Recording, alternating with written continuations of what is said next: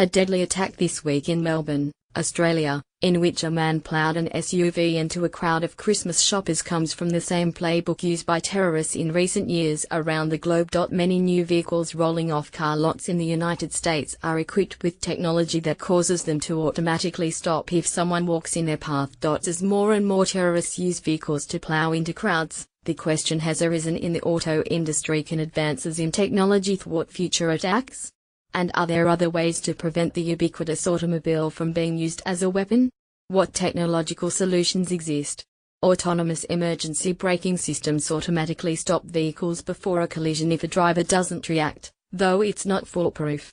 For sure, the technology is there to detect the pedestrians.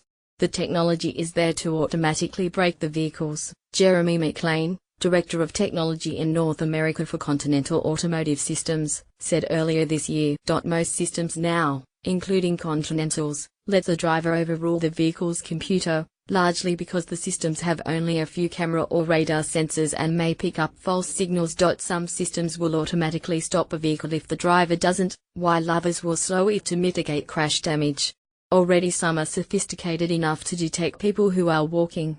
One version of Toyota's safety system has sensors that will stop a car from moving in a parking lot if they detect something in its path, even if the driver accidentally hits the gas instead of the brake. The systems are rapidly getting more accurate with laser sensors, and more powerful computers and artificial intelligence are being added as the industry rapidly moves towards self-driving cars.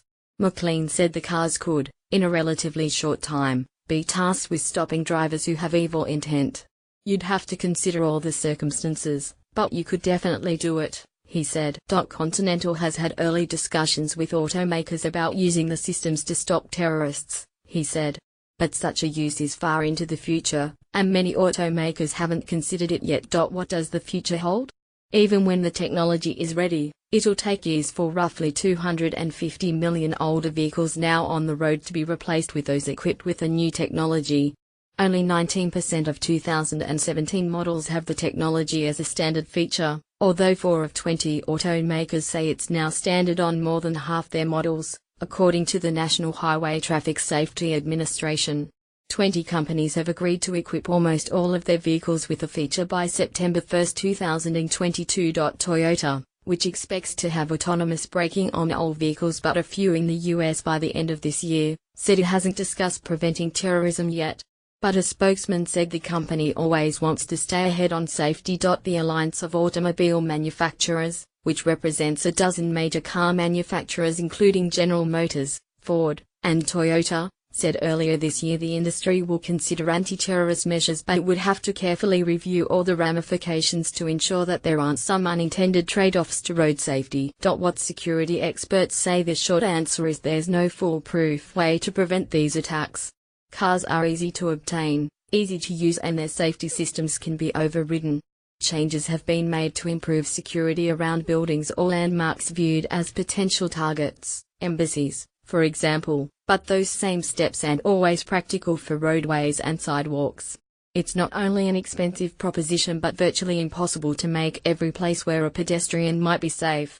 Society has to come to learn to accept the notion of total security, no matter who you are and where you live, doesn't exist, said Bruce Alexander, a terrorism and security expert based in Washington, D.C. What else can be done? Terror attacks in the past few decades have led to a number of changes in building design and other features, including the installation of bollards made to withstand ramming from vehicles. Bollards notably ended a rampage in Times Square earlier this year by a driver who ran down 23 people. Because permanent barriers usually need to be anchored deeply, they aren't generally installed on bridges, where 2 attacks in London occurred this year. Engineers are tackling that challenge with new synthetic materials that can withstand major impact without needing a deep anchor. In New York and other large cities, police use SUVs to block roads and pedestrian walkways before events that are expected to draw large crowds, said Angela Hudliska, a former Secret Service agent who is now a private security consultant. What are the challenges? Vehicle attacks are considered low-tech terrorism, and the solutions are elusive.